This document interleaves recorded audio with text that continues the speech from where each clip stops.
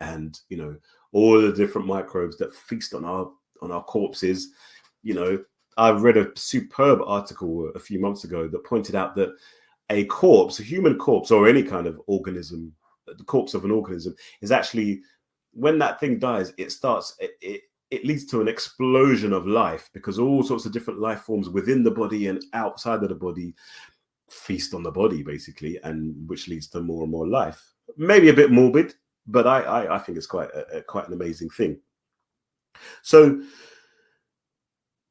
that's energy, you know, the capacity to do work, and energy is always converted, never destroyed. And so one thing to understand is that the going back to the cosmos idea, the cosmos you can understand to be an interplay between various different energy forms.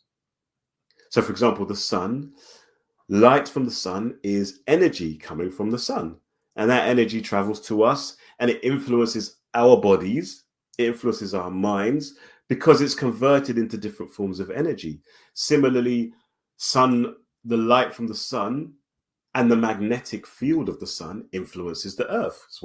That's why the planet Earth is circulating around the sun, because of the gravitational field of the sun.